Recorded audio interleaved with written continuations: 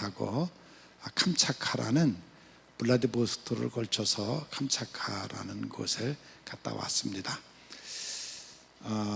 사진을 좀 몇 장을 좀 보여드리면서 설명을 할게요. 이곳은 지금 가운데 서 있는 사람이 블라디보스토크, 제가 그 선교센터를 짓는다 그랬는데 그 선교센터를 짓는 그곳, 그 장소입니다.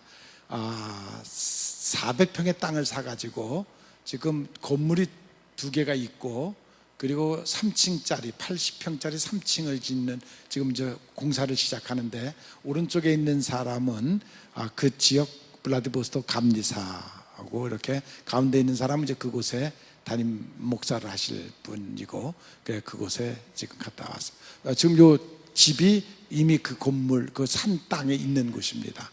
또 하나 보여주시죠. 예, 요것하고 요 두 건물은 이미 그 산 땅에 있고, 400평 중에 이제 한쪽에다 지금 이제 선교센터를 져서 한국어 학원, 또 그 태권도, 또 여러 가지를 지금 우리가 신학교도 하고 한국 문화를 알리는 그런 곳으로 쓰려고 블라디보스토크에 준비했던 곳에 지금 시작을 공사를 해가지고 포크레인이 와서 일하고 있는 그런 장면입니다. 또 다른 사진도 있나요? 이것은 누가 이렇게 멋있게 생겼나?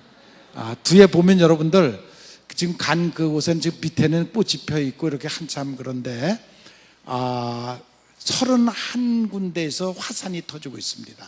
그 땅에서 지금 31군데 산봉우리에서 화산이, 지금 화산 연기 나는 게 잘 안 보여서 그런데 저 눈 쌓인, 하얗게 눈 쌓인 위에 화산이 지금 터지고 있는 그런 내용, 장면입니다. 또요. 저기 제 옆에 서 있는 분 보이죠?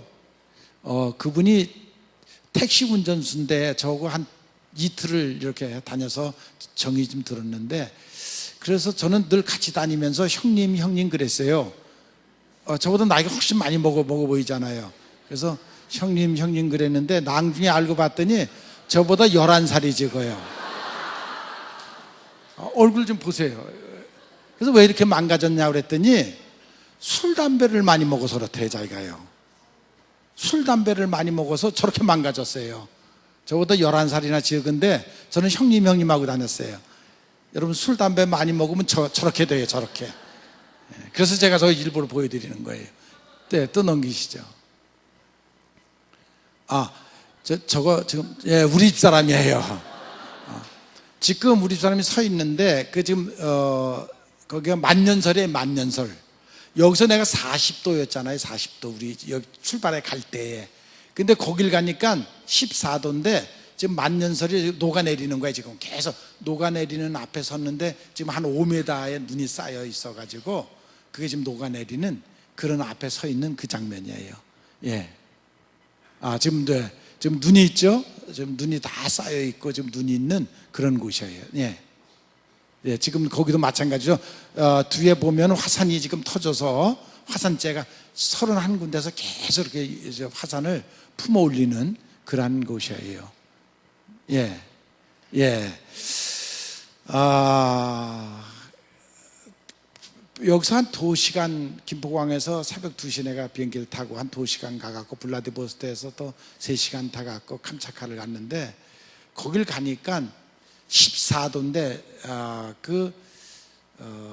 만년설에서 찬 바람이 내리쐬가지고 아주 얼어 죽는 줄 알았어요. 여기서 입고 간 옷, 그래서 약간 춥다는 거 생각하고 옷을 입고 갔는데도 얼마나 추운지 얼어 죽는. 지구가 참 신비함을 느꼈어요. 여기서 조그만 비행기를 타고 가면은 또 그런 곳이 있어요. 그러니까 여러분, 여름 휴가는 캄차카로 갑시다. 겨울도 눈이 4, 5m가 쌓이는데 최고 출 때가 영하 17도고 보통 영하 10도에 머물러 있대요. 겨울에도 살기가 좋고 그런 춥지 않은, 그리고 곡식들이 가면 얼마나 잘 되는지 곡식들을 보면 기가 막혀요. 막 다 윤이 나요, 곡식에서. 그리고 공기가, 공기 좋다는 얘기를 저는 이번에 처음 느끼고, 거기서 있다가 여기 오니까 공기가 얼마나 나쁜지를 금방 알겠더라고요. 공기가 차갑고 무겁고 뼛속 깊이까지 이렇게 스며드는 그런 느낌을 받아요. 그래서 야, 공기가 좋고 나쁜 것이 여기 와보니까 이렇게 허브레지 공기 같은 그런 느낌을 받았어요. 그럴 정도로 그렇게 제가 이렇게 오늘 주보에 보면 그 캄차카에 대한 시를 썼는데 거기 그 내용이 조금 이렇게 나와 있어요. 그러니까 나중에 지금 기회가 되시면 이렇게 보면 조금 이해가 될 거예요. 그러니까 기회 있는 대로 이번에 갔던 일들을 여러분들에게 이제 나중에 설명을 하도록 하겠습니다. 오늘은 지혜에 대한 얘기를 지금 하려고 해요. 옛날 이스라엘 임금 중에 다윗 왕이 있었는데, 유명한 왕이죠. 다윗 왕도 여러분들이 아마 골리앗을 물리친 왕, 남북을 통일시킨 왕, 그게 이제 다윗 왕이에요. 그러니까 유명한 왕인데, 그 아들 솔로몬이라는 사람이 있었는데, 그 솔로몬 하면 그는 지혜의 왕, 그렇게 우리가 보통 말해요. 솔로몬을 모르는 사람은 없어요. 전 세계 인구가 다 솔로몬을 모르는 사람은 없어요. 왜? 그는 책으로도 많이 기록이 되어 있고 영화로도 많이 기록이 되어 있는데, 이 솔로몬이 지금으로부터 3000년 전 사람이에요. 3000년 전에 살았던 사람임에도 불구하고 전 세계 사람들이 지금도 솔로몬을 모르는 사람이 없는데, 왜 그를 기억하느냐면 그는 지혜의 왕이기 때문이에요. 그가 20살에 이스라엘의 왕, 다윗을 이어서 이스라엘의 왕이 됐어요. 이스라엘의 왕이 된 후에 20살 때에 내가 이 큰 나라의 왕이 됐는데 이 큰 나라를 어떻게 다스릴까 생각하다가 첫 번째 한 일이 무엇이냐면 하나님 앞에 기도를 시작을 했어요. 그것도 한 번 한 것이 아니라 1000번을 작정을 하고 기도를 해요. 그러니까 하루에 3번씩 해도 3년을 하는 거죠. 그렇게 1000번을 하나님 앞에 작정을 하고 기도를 하면서 무엇을 구하느냐면 지혜를 구했어요. 하나님이 그렇게 하나님 앞에 간절히 왕이 구하니까 하나님께서 네가 나에게 바라는 것이 무엇이냐 그랬더니 이 솔로몬이 내게 지혜를 달라는 것이에요. 다른 사람 같으면 장수, 나 오래 살게 해달라, 나 부를 달라, 권세를 달라, 나에게 능력을 달라, 뭐 구할 게 많이 있잖아요. 그런데 이 솔로몬은 지혜를 달라고 하는 거예요. 하나님이 너무 기가 막힌 거예요. 어떻게, 왜 지혜를 달라고 하느냐 했더니 내가 어린 나이에 왕이 됐는데 이스라엘을 다스리기에는 너무 복잡한 일이 많다. 그러니 나에게 지혜를 줘서 백성들이 편안하게 잘 살 수 있는 그러한 나라를 만들 수 있도록 내게 지혜를 달라는 것이에요. 하나님 마음에 너무 들었어요. 네가 너를 위해서 구하지 아니하고 왕이 돼가지고 온 백성이 잘 살기를 원하는 그것을 구했으니 내가 너에게 지혜뿐만 아니라 장수도 주고 권력도 주고 명예도 주고 부도 주고 그리고 넓은 마음도 주고 그리고 네가 원하는 지혜도 주겠다. 그래서 지혜를 받은 왕이 바로 솔로몬 왕이에요. 그래서 솔로몬 왕을 우리는 지혜의 왕, 부의 왕, 우리가 보통 그렇게 얘기를 하고, 왜? 부귀 영화를 솔로몬 같이 누려본 사람이 없기 때문인 것이에요. 그래서 그는 어떠한 문제가 와도 지혜가 있기 때문에 다 해결을 받아. 오죽하면 이웃 나라에서 그 소문을 듣고 그 나라가 해결할 수 없는 많은 복잡한 문제가 생기면 금은보화를 싣고 솔로몬을 찾아가요. 우리나라에 이런 문제가 있는데 이걸 어떻게 했으면 해결할 수 있겠느냐. 그러면 솔로몬이 딱 가르쳐주면 그대로 해결되는 거예요. 그러니까 많은 나라 왕들이 지혜를 구하려고 솔로몬을 찾아가요. 아마 지금 솔로몬이 살아계시다 그러면 우리 문재인 왕이 남북 문제를 해결하려고 아마 지금 찾아갔어야 됐을 거예요. 그래야 남북 문제가 해결이 될 수 있을 거예요. 아무튼 지혜라는 것이 무엇이냐면 사물의 진상을 잘 꿰뚫어 분석해서 깨달는 것이에요. 어떤 문제가 생기면 그 문제가 왜 왔으며 왜 내게 이런 일이 생기고 어떻게 해결해야 되는지 그 방법을 올바로 알고 그 문제를 해결해 가는 것이에요. 하나님의 뜻이 무엇인지, 인생의 삶의 의미가 무엇인지, 목표가 무엇인지 근본적인 문제를 알고 그 문제를 해결해 답을 얻는 것이에요. 나는 여러분들의 인생 삶 속에 많은 문제들이 있을 거예요. 부딪히는 문제들이 있을 거예요. 죽고 사는 문제들이 있을 거예요. 그랬을 때 무엇보다도 중요한 건 먼저 하나님 앞에 기도하고 하늘로부터 지혜를 얻고 그 문제를 해결해 나가는 그런 여러분들이 되시기를 바랍니다. 부가 물질을 많이 얻는 것도 중요하지만 그 물질을 어떻게 쓰느냐는 것은 더 지혜로운 것이에요. 더 중요한 것이에요. 왜? 잘못 쓰면 패가 망신해요. 권력을 얻는 것 중요해요. 근데 그 권력을 잘못 써가지고 하루아침에 무너지고 추락하는 수없이 많은 정치인들을 우리는 지금 보고 있어요. 그러니까 우리가 얻는 것도 중요하지만 오래 사는 것도 중요하지만 건강하고 지혜롭게 사는 것은 더 중요하다는 것을 여러분들이 꼭 기억하셔서 성경 안에서 지혜를 얻는 여러분들이 되시기를 바랍니다. 지식이 많아도 인격이 결여되어 있으면 그 지식은 의미가 없어요. 제가 교단 총무를 하고 감독을 할 때에, 그러니까 벌써 유럽 지방이 한 17회인가 18회 됐으니까 18년 전에 그 유럽 지방을 형성을 하려고 이제 그 유럽에 가갖고 유럽에 있는 목사님들을 다 모아갖고, 유럽이라 그러면 얼마나 나라들이 많아요. 한 10개 나라 되잖아요.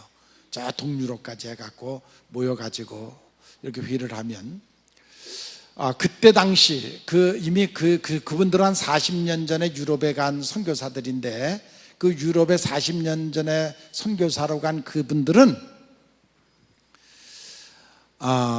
우리 한국에서 제일 똑똑한 사람들, 공부를 제일 많이 한 사람들이에요. 공부를 제일 많이 한, 정말 1, 2등 했던 사람들, 똑똑한 사람들이 유럽으로 선교사로 갔어요. 유럽으로 선교사 가는 것을 가장 자랑스럽게 생각해서 독일, 영국, 프랑스, 스위스, 이태리 이런 데로 유학을 간 거예요. 그러니까 그들이 거기 가서 또 그 과목에 자기가 공부하고 싶은 신학 공부를 또 해갖고 박사학위를 따고, 그런 사람들이 이제 그곳에서 목회를 하는 그 사람들을 다 모아놓고 이틀 밤을 새가면서 이 지방회를 조직을 해야 되겠는데 하면서 의논을 하는데, 워낙 똑똑해가지고 자기가 아는 것이 전부라고 생각을 하는 거예요. 그래서 도저히 연합이 안 돼요. 지방회를 구성을 할 수가 없어요. 얼마나 자기 주장이 강한지, 자기가 알고 있는 신학에 대해서 조직에 대해서 서로 의논을 하는데 도저히 지방회 구성이 안 돼요. 이틀 밤을 제가 같이 밤낮을 같이 얘기를 하는데도 그래요. 똑똑한 걸로 말하면 저도 훨씬 똑똑하죠. 그런데 제가 뭐라고 그랬느냐면, 당신들을 내가 이렇게 한 이틀간 대고 이렇게 보니까 당신들이 배우고 학식에 대해서는 아주 최고 학문을 지금 공부하고 최고로 똑똑한데, 정신연령은 당신네들이 선교사로 떠날 때 20살 때의 정신연령에 그대로 머물러 있다. 성장을 못했다. 아는 것이 중요한 것이 아니라 연합할 줄 아는, 덕을 쌓을 줄 아는, 서로가 협력할 줄 아는 마음이 더 중요한데 당신들은 그것을 잊어먹고 있다. 제가 혹독하게 뭐라 그랬어요. 그리고 결국 유럽 지방을 만들었어요. 그래서 지금까지 지방회가 지금 17회, 18회 지금 오고 있는, 처음에 할 때는 그런 어려움이 있었댔어요. 감히 말하기를 이 세상에 똑똑한 사람이 중요한 것이 아닙니다. 나는 여러분들이 늘 섬기는 자세에서, 섬기는 마음으로 신앙생활을 하고 있는 여러분들이 하나님이 보실 때 가장 똑똑하고 덕스럽고 아름다운 분들입니다. 믿습니까? 정말 그렇습니다. 정말 그렇습니다. 내 주장만 강해가지고 똑똑한 척 나서려고 하고, 그것은 바보짓이에요. 겉똑똑 속바보라는 말이 있어요. 겉으로는 똑똑해 보이는데 속은 바보예요. 그 어리석은 것이에요. 그런 사람들 세상에 수두룩하게 있어요. 그건 지혜가 없는 사람이에요. 지혜가 부족한 사람이에요. 섬길 줄 알고 화합할 줄 알고 함께 할 줄 아는 그런 사람들이 정말 똑똑한 사람이고 지혜로운 사람이고 하나님 앞에 합당한 사람인 줄 믿으시기 바랍니다. 인간에게 가장 큰 지혜는 하나님을 아는 것이에요. 창조주 하나님을 깨달는 것이에요. 어떤 사람이 독 묻은 화살을 맞았으면 얼른 화살을 독 묻은 것을 빼는 것이 먼저인데 이게 왜 내가 맞았지? 어디서 누가 쐈지? 그거 찾다가 결국은 죽고 마는 것처럼 우리의 심령 속에 독이 있습니다. 질투하는 욕심, 원망, 불평, 독이 있습니다. 이유 없이 우리는 매일매일 예배를 통해서 그 독을 빼내는 일을 해야 돼요. 깨달으면 그걸 빼내는 일부터 할 줄 알아야 돼요. 그게 지혜로운 사람이에요. 인생을 살다 보면 지식, 자본, 재능 많은 것이 필요합니다. 그런데 사실 가장 중요한 것은 역시 지혜예요. 지혜가 필요합니다. 제스틴이라는 철학자가 있었는데 130년경 제스틴이라는 철학자, 아주 유명한 철학자입니다. 이 철학자니까 내가 인생을 어디서 지혜를 얻어야 되겠느냐. 그리고 10년을 헤매고 돌아다녔어요. 10년을 헤매고 돌아다니다가 어느 바닷가에서 고기잡이하는 어부를 만났는데 그렇게 평화롭고 말하는 게 그렇게 지혜로울 수가 없는 거예요. 깜짝 놀라는 거예요. 물어보니까 자기는 공부한 적도 없고 철학을 공부한 적도 없고 그런데도 이 철학자가 볼 때 너무 기가 막히게 지혜로운 거예요. 그래서 이 지혜를 어디서 배웠습니까? 어디 가야 내가 이런 지혜를 배울 수 있습니까? 그랬더니 그 어부가 말하는 것이 성경 안에서 예수님을 만나세요. 여러분, 성경 안에서 예수님 만나야 됩니다. 그래야 지혜로운 사람이 됩니다. 성경 읽는 것으로 끝나는 것이 아니라 그 안에 살아계시는 예수님, 그 예수님을 여러분들이 만나셔야 됩니다. 그래야 지혜로운 사람이 될 수가 있습니다. 지혜로운 사람은 큰 일과 작은 일을 분별할 줄 알고 먼저 할 것과 나중에 할 일을 분별할 줄 알고 그 문제를 해결해 갈 줄 아는 것이 바로 지혜인 것입니다. 오늘 읽어드린 본문에 한 여인이 소개됩니다. 남편과 아내와 그리고 다윗 왕의 얘기가 오늘 본문에 나와 있습니다. 여기 오늘 본문에 보니까 이 33절에 너 지혜를 칭찬하며 복이 있는 여인, 그 여인의 지혜를 칭찬하면서 내가 피 흘릴 것과 복수할 것을 내가 막았도다 하는 말이 있어요. 이 내용이 어떤 내용이냐면 본래 다윗은 일찍이 하나님께서 저 시골에서 양칠 때 이미 하나님이 넌 이스라엘의 왕이 될 것이다. 기름을 사무엘 선지자를 통해서 이미 발라놨죠. 기름을. 예정되어 있는 사람이에요. 그런데 그래서 그가 골리앗을 쓰러뜨리고 막 이런 능력을 하나님이 주셨어요. 그래서 사울이 골리앗을 치는 사람을 내가 내 사위로 삼아서 다음에 왕으로 삼겠다 해놔서 다윗이 그렇게 하니까 이제 다윗을 자기 사위로 삼아서 앞으로 왕을 세우려고 했는데 막 백성들이 너무 다윗을 좋아하는 거예요. 자기가 지금 사울이 왕인데 근데 인간이니까 질투심이 생기는 거예요. 정적이에요. 정적. 죽이려고 하는 거예요. 정적은 죽이는 거죠. 그래서 죽이려고 하는 것이에요. 그래서 다윗이 이제 도망을 다니는데 망명을 다니는데 이 사람 저 사람이 모여가지고 한 400명이 다윗에게 몰리기 시작을 해요. 그래서 400명의 식소를 데리고 망명을 다니는 거예요. 사울을 피해서. 그런데 어느 날 그 나발이라는 사람이 사는 동네로 왔는데 그 동네는 나발이 굉장히 거부야예요. 나발이 양이 3,000마리고 염소가 1,000마리예요. 그래서 그런 큰 부자가 잔치를 한다는 얘기를 듣고 이 다윗이 어린 소녀, 자기를 쫓아다니는 400명 중에서 어린 소녀 10명을 불러다가 야, 너 저 나발이라는데 지금 나발이라는 사람이 잔치를 하고 있으니 가서 좀 먹을 것을 좀 구해와라. 내가 보냈다 그러고 가서 먹을 것을 구해와라. 예, 비록 지금은 망명 생활을 하고 있지만 이 다윗은 앞으로 이스라엘의 왕이 될 사람이에요. 지금은 쫓기고 있지만. 그리고 또 이 나발은 이 다윗이 10년간을 이렇게 방랑 생활을 했는데 그동안에 이 나발이 그 사는 동네에서 외적이 와갖고 나발의 그 양을 훔쳐가고 막 도둑질하고 뺏어가려고 할 때 그걸 지켜준 적도 있었댔어요. 그러니까 충분히 자기는 나발한테 가서 야, 먹을 것 좀 가서 구해와라, 그렇게 할 수 있는 위치에 있었던 사람이에요.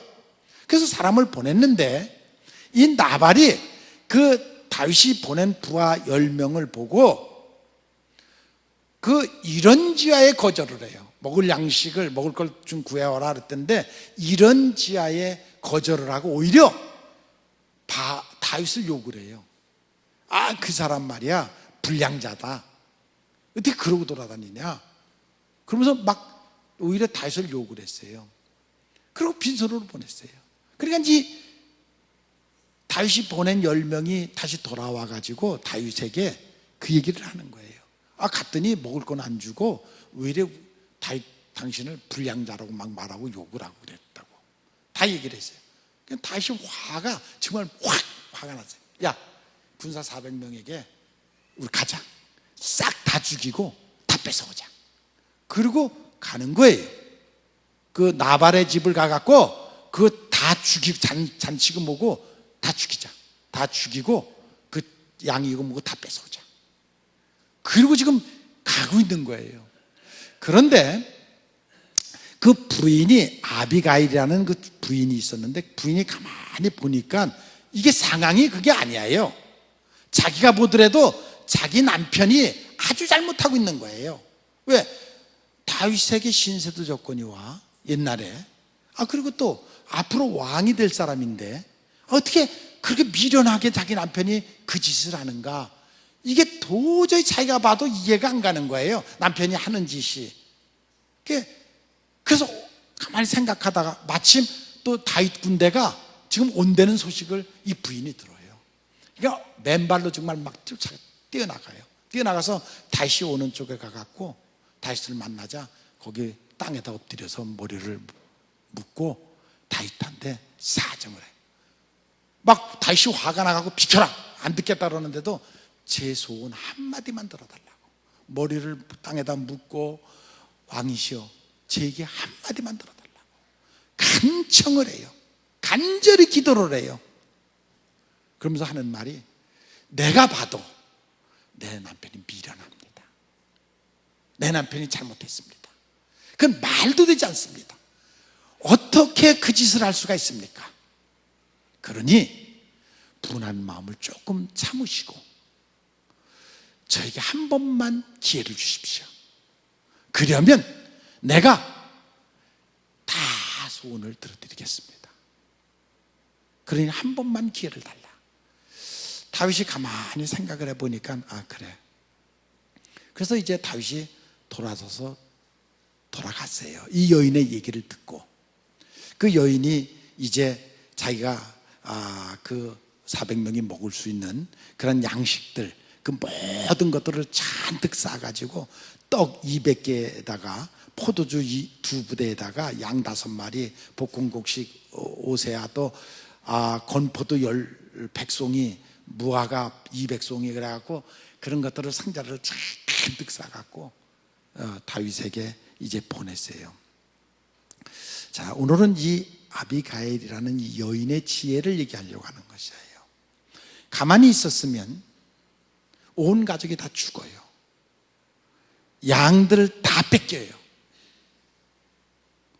그런데 이 여인이 이건 아니다, 이건 잘못됐다, 그것을 포착하고 쫓아나가갖고 엎드려서 이 여인 한 여인에 의해서 가족을 다 구원하고 패망할 수밖에 없는 그들을, 그 양들 다 뺏길 수밖에 없는 것을 건져내요.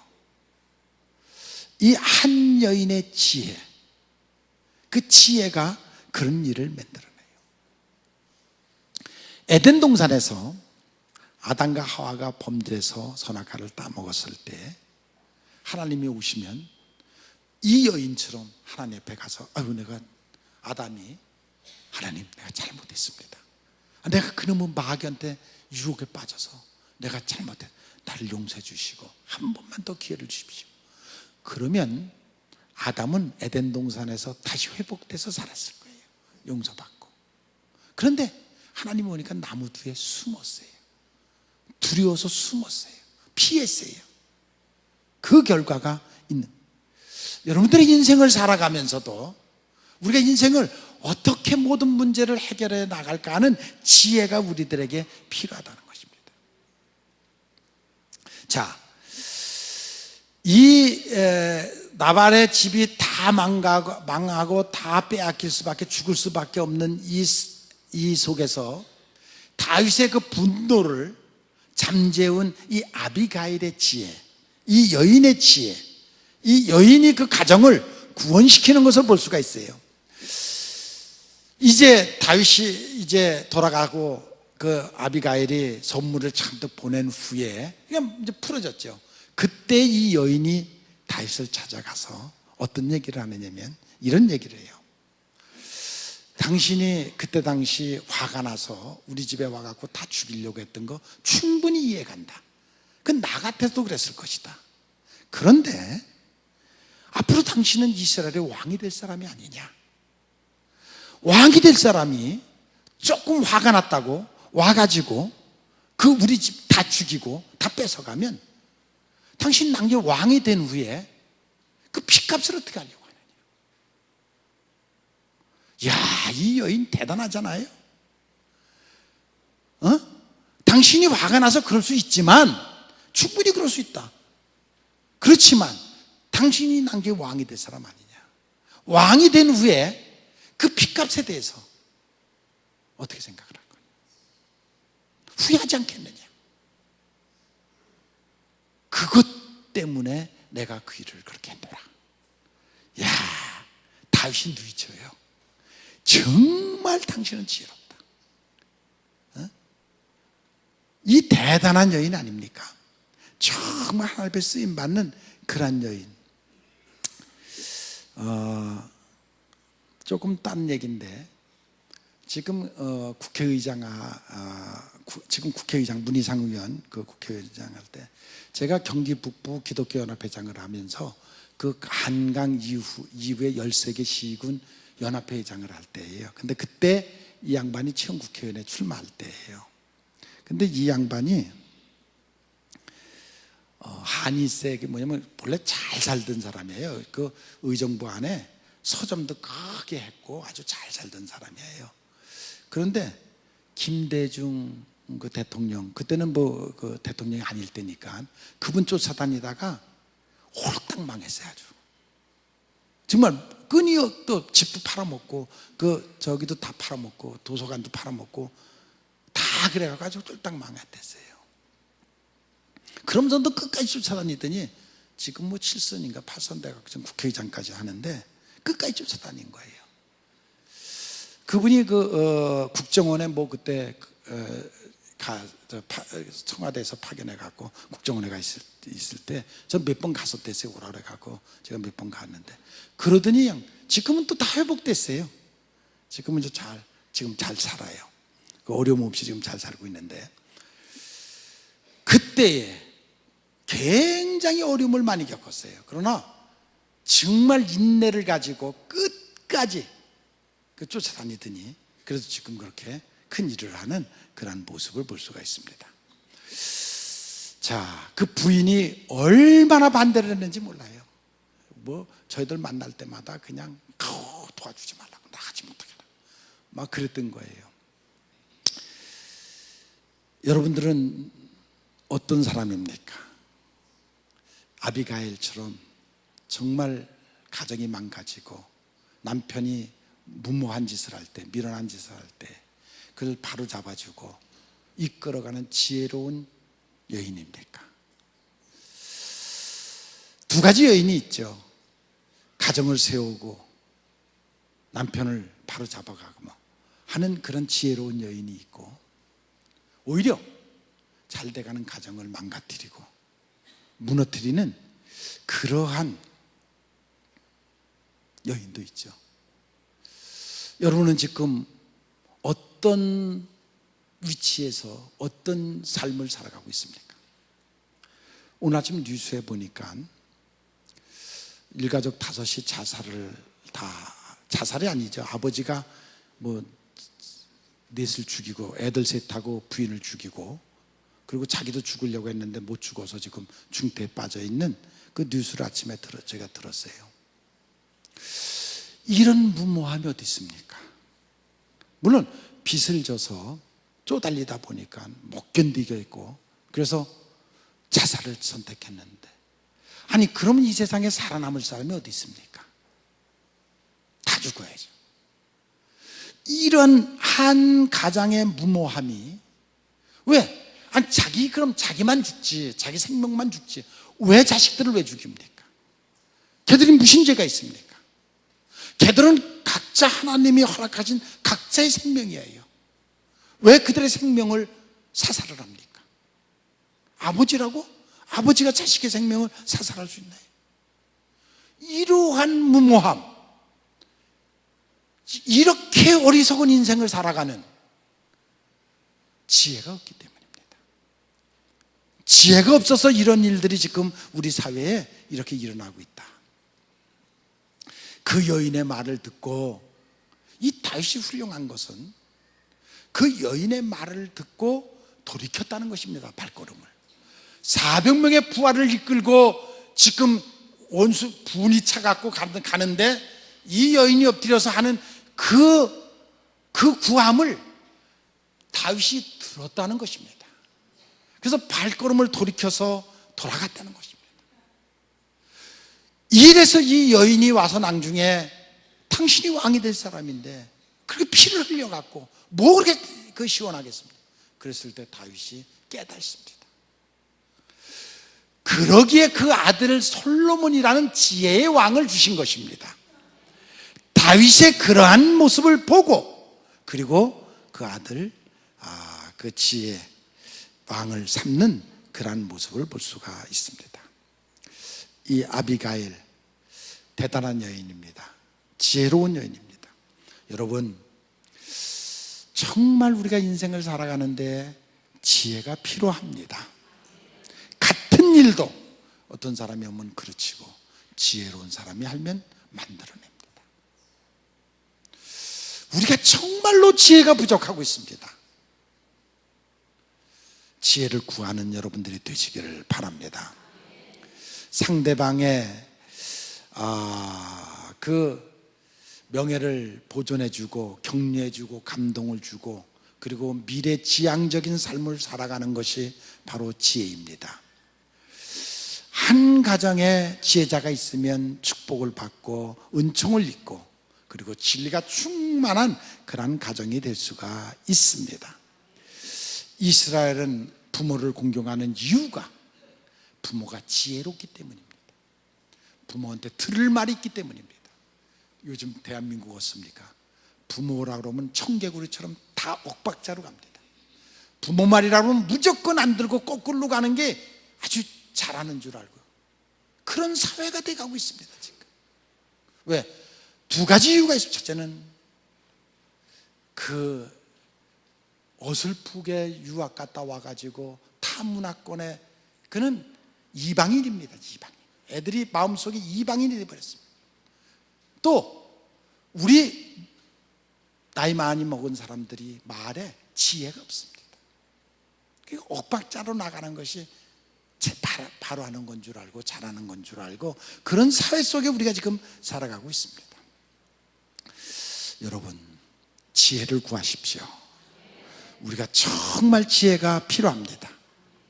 솔로몬 왕이 되자마자 내가 이 나라를 어떻게 다스릴까? 지혜를 하나님께 구했습니다. 사물을 발로 봐야 되겠다. 하나님의 뜻을 바로 깨달아야 되겠다. 그것이 중요하다 생각했기 때문에 그가 그것을 구하는 그러한 모습을 볼 수가 있습니다. 지식과 지혜는 다릅니다. 저는 지식 있는 사람들을 많이 만났습니다.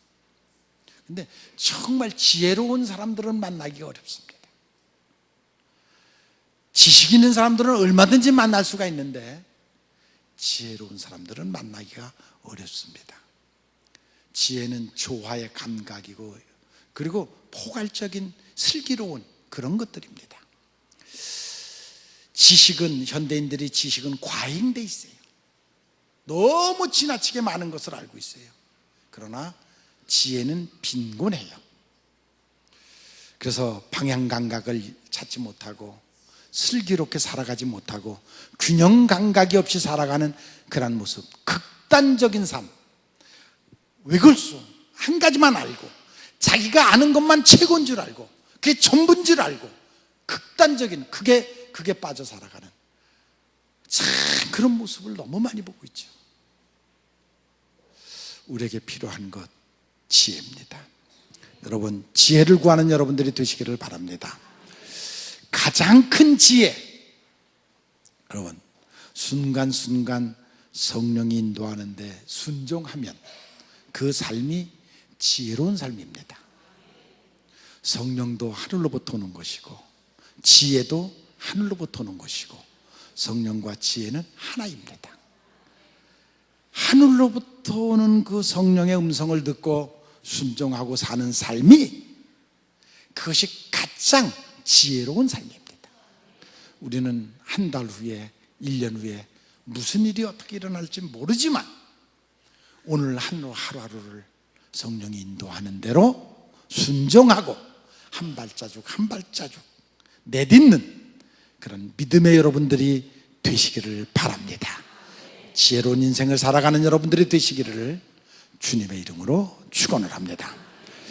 언제나 우리를 사랑하시는 하나님, 은혜를 감사함을 드립니다. 우리로 하여금 깨달는 지혜를 갖게 해 주시옵소서.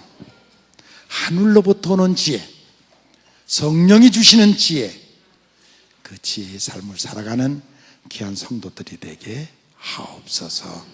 하나님 앞에 영광 돌리는 복되고 아름다운 삶 되게 하옵소서. 예수님의 이름으로 기도 올리옵나이다. 아멘.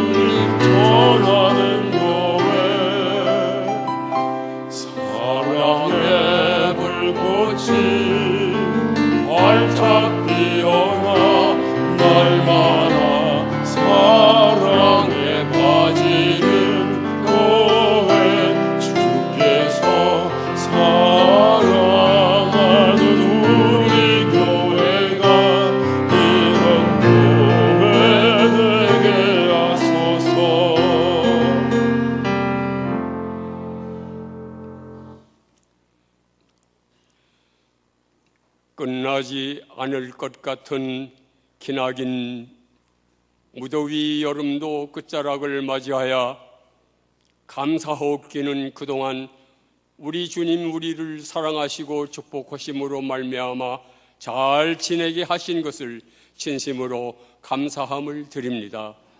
이제는 우리 구주 예수 그리스도의 거룩하신 은혜와 우리 하나님 아버지의 만극하신 사랑하심과 성령님의 감동 감화 역사하심이 당신의 사랑하시는 귀한 성도들 머리 위에 이제로부터 영원토록 함께 하옵시기를 간절히 축원하옵나이다.